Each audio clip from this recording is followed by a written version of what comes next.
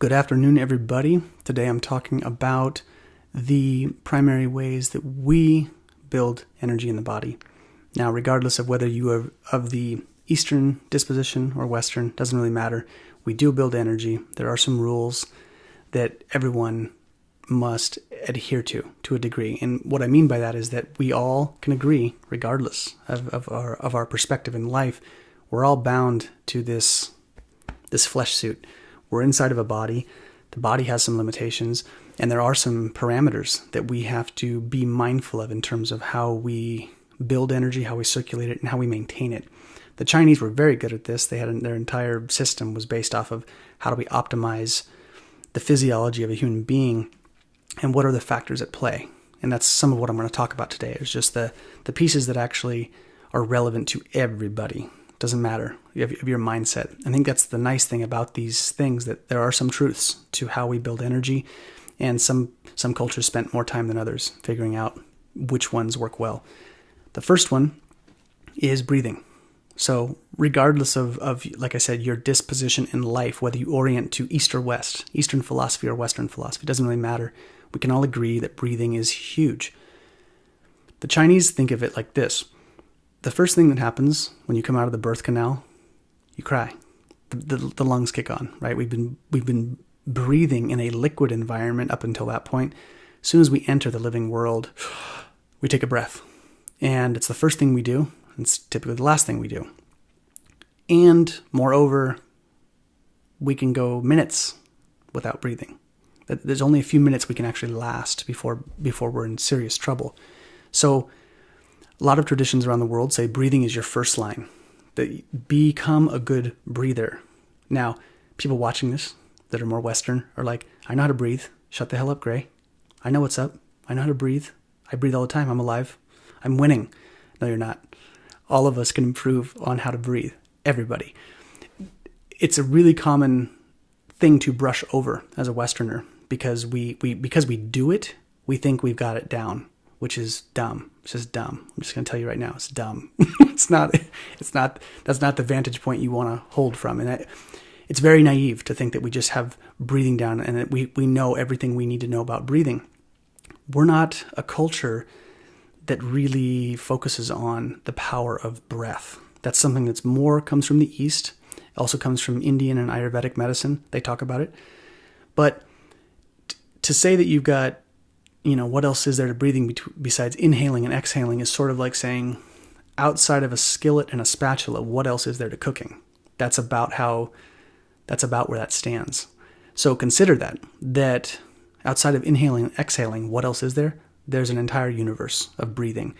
And if you are of the Eastern mindset, if you're into the mind-body arts, like Tai Chi, like what I do, or someone who does yoga, or someone who does some other Eastern method, I would say research, study, and work with someone along that spectrum to build out your capacity for breathing. That's one way to do it. If you are more Western and you don't like any of that stuff and you're just like, forget that. That's new age weirdo stuff, which is fine. Check out someone like Wim Hof. Wim Hof is a modern rendition of someone who illustrates the power of breathing. Wim Hof, the Iceman, for those of you who don't know, is a guy who does a lot of cold training. He dunks himself in ice water, and his breathing techniques that he has devised have been studied by Stanford. And Stanford researchers have figured out that his breathing method actually upregulates the immune system. It's crazy. It's really fascinating, and it's seen as groundbreaking, even though a lot of traditions have been saying this same thing for thousands of years. Your breath is incredibly powerful, and it can change your physiology, and it can change your emotions, which is even cooler. So, like I said, regardless of which side you're on, look into breathing. Work with somebody. Do some research. Check out Wim Hof. Be aware that how we breathe can really have a tremendous effect on how we build energy in the body because of its relation to emotions and our physiology. Our blood circulates better when we breathe. Blood and oxygen share a very inextricable link in Chinese medicine and in Western medicine as well.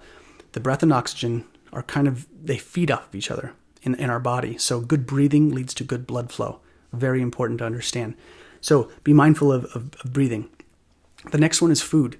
Now, I'm never dogmatic about food because we all have different backgrounds and different proclivities, but we do need to find diets that optimize our emotional state and our physical state as well.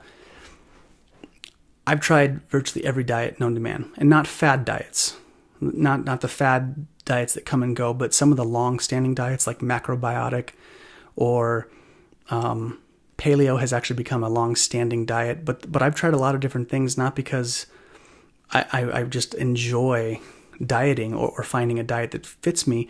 It was an exploration. I had to find the diet that I feel the most optimal on, and I've found it, and it's been a lot of work to get here. But we all have to be aware that food plays a very critical role in how we feel. And again, this points back to this relationship between our emotions and how much energy we actually have. So if we make really poor food choices or we're adhering to a diet, it will just obliterate your energy. I remember very clearly in high school when the cafeteria food was served and there was a lot of garbage. Nothing against my high school. I loved where I went to high school, but there's a lot of garbage that comes through cafeterias, and you'd watch all the kids. We'd eat, and then the next period, everyone's just slumped on their desks, ready to pass out. It was not good. So food, as we get older, is even more important because our physiological processes slow down as we age, which means your food choices need to be on point. The other piece around this is that you need to enjoy what you're eating. This was a point stressed by my feng shui and face reading teacher, Lillian Bridges. She said, you can be eating something on paper that should be amazing for you. It's got shaved burdock root and some crazy, superfood formula of chlorella and whatever the crazy healthy food is by the book. She says, but if you hate that food, it doesn't taste good to you, your body's not going to digest it well. And again, this points to the relationship between our emotional state and how our biochemistry changes, our physiology changes.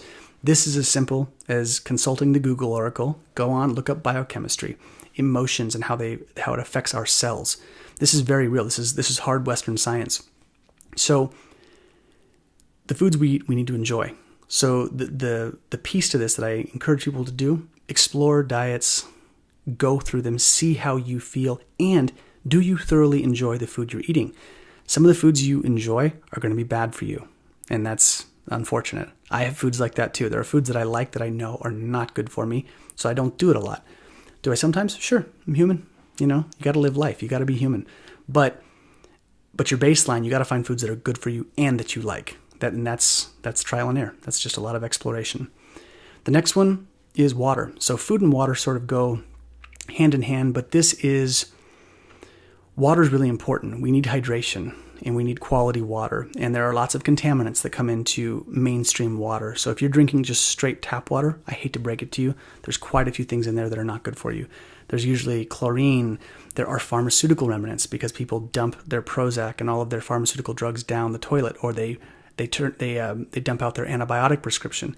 These things get into the water supply, and a lot of the filtering processes don't get these things out. So even if you don't take antidepressants, sometimes you're getting them into your body if you're drinking straight tap water.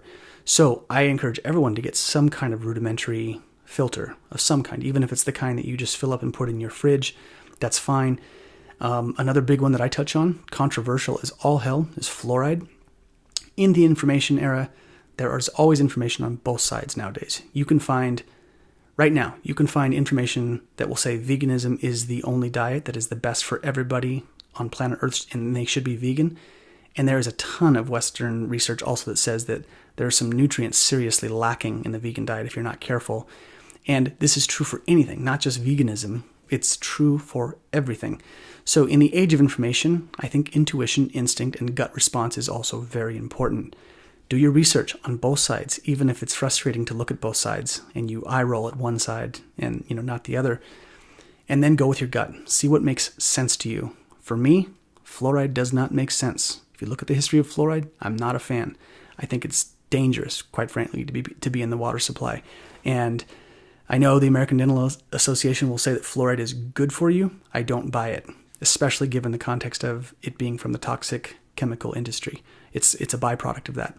So regardless, I don't want to jump off too much on that tangent, but filter your water. Find out the water that works for you. does distilled work for you? And if it does, for how long?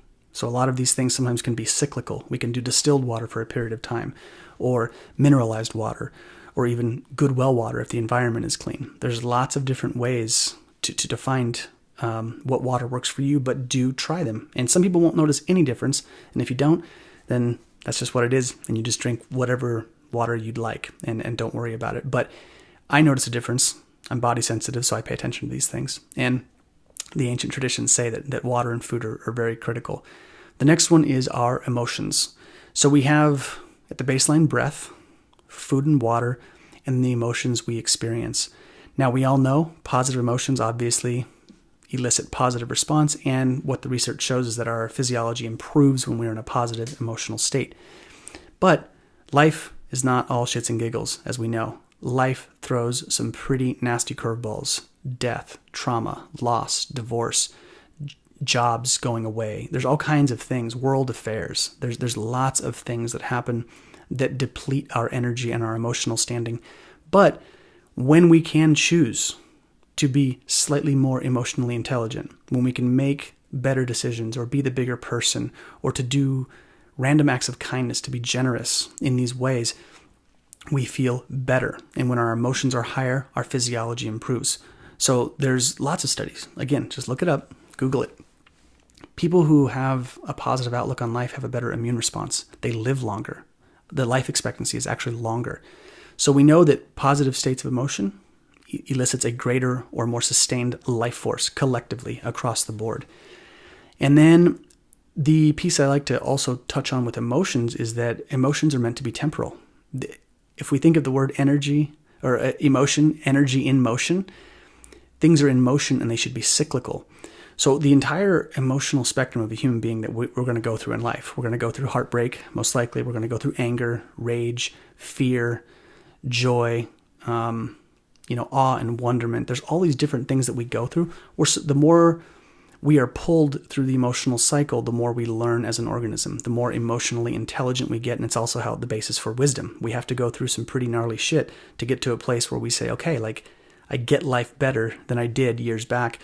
And that's really important. But this temporal quality of emotions, Chinese medical theory has a really interesting concept where they talk about the role that the organs play. In the Western paradigm, they say that the organs are these factories, these storehouses that basically process minerals, vitamins, and compounds, and we just defecate and get rid of the waste. Chinese medicine says, yeah, true, and they digest thought and emotion. One of the coolest parts of diagnostic assessment in Chinese medicine is they look at the emotional terrain and then look for imbalances in the organs. So if you experience too much of a single emotion, certain organs get backed up. People that experience a ton of grief usually have lung problems. Or this is where people can have really deficient lung syndromes if they've spent years upon years being in a state of grief or sadness. People with liver, people that are consistently angry typically have liver problems. So this isn't a line or a connection that's made in Western medicine at all. So there's no Western science to back that. That is just thousands of years of trial and error, according to the Chinese medical system and what they've seen. And it's how they diagnose in Chinese medicine. And I've seen it. It's pretty cool to see how these things show up. The idea, though, is don't be stuck in any one emotional spectrum, even joy. Joy for too long becomes manic and kind of hysterical.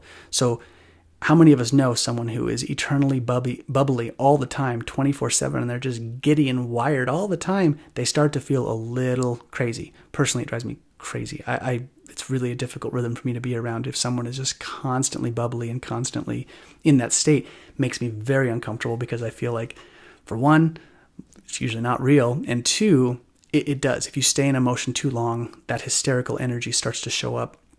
And it's true for positive or negative emotions. If you're constantly for instance, the positive emotion for the liver is vigor. How much energy, just the robustness for life and the zest for life and pushing and getting things done. And if that is ridden too long and too far, the person starts to get very tense and they start to grit their teeth and they become very irritable and they can snap quickly. creates a lot of stress in the body. So there's this push and pull, positive and negative emotion, but the takeaway is it should be temporal. Let emotions come in and out. If you are angry, fully be saturated in the anger. Feel it. See how it makes you feel. And then from there, breathe. Come back to your breath. Try to let those things go so that you're not chronically an angry person for the rest of your life. We have to move through these emotions, and that's what brings the insight and the greater growth for the human organism is to full dynamic experience of emotions is great. And then the last thing is environmental forces. So the easiest one to identify is that we absorb energy from the sun. That's the big environmental one right there. People say, well, you can't absorb energy from the environment. Yes, you can. And that's exactly how we make vitamin D. So to say that the environment doesn't have an effect on us is just faulty. We know at the most rudimentary level, vitamin D and hormone production is dependent upon how much sun we get. The environmental piece is also not just the toxins in our air, in our water, in our food supply, and all those things. Yes, that's environmental. But environmental also means just the external surroundings that we put ourselves in. That's romantic relationships. That's friendships. That is social and job, professional circles. These are environments that have an effect on our psyche and our emotions. Now, that's the last one I mentioned because the external environments are typically the ones that that's the one that's like the icing on the cake. We can live a long time in pretty crummy environments and be okay in the long run. The one that's going to affect us the most is breath. Your breathing sucks, life force is diminished, for sure. If your food, you can think of it in terms of duration. How long can you last without breathing? Not very long, which makes that one very important. How long can you last without water? Decent amount, 10. I've heard, there's cases of people saying they've gone even 3 weeks without water, and I don't know if I buy that, but it's a while. So it's also very important. Food, you can go a pretty long time. But you kind of see the order of importance, like breath, water, food, very important. And then external environment stuff. Yeah, you can live a long time in a crummy environment. But the point I like to make is thinking of it in an extreme. If we were to be unfortunate enough to live in a part of the world where we walked out and we saw people that were deathly sick, or worse yet, even maybe dead bodies on the ground, if we saw that on the daily, there's a certain amount of psychological beating that we would take from seeing that kind of thing, which is going to demoralize us and make us feel low. And over time, that has a very real effect.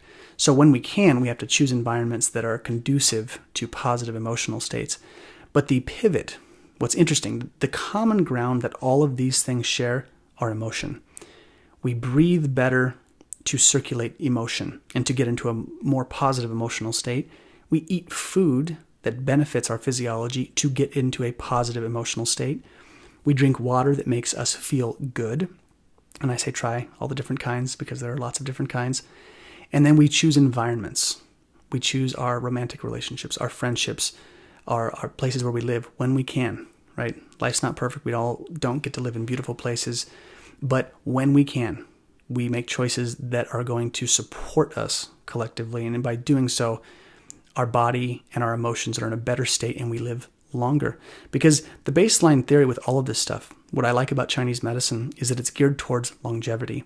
The way they see it is you're going to be in this flesh suit for a while, and the longer you're in, the more you're going to learn.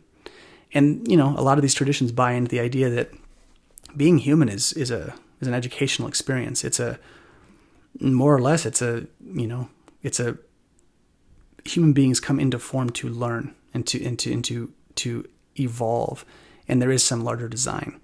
And whether you buy into that or not, even if you're just Western and you're thinking, you think that when you die, lights out, and that's just the end. There's something to be had from learning and going through life and feeling the gamut of everything.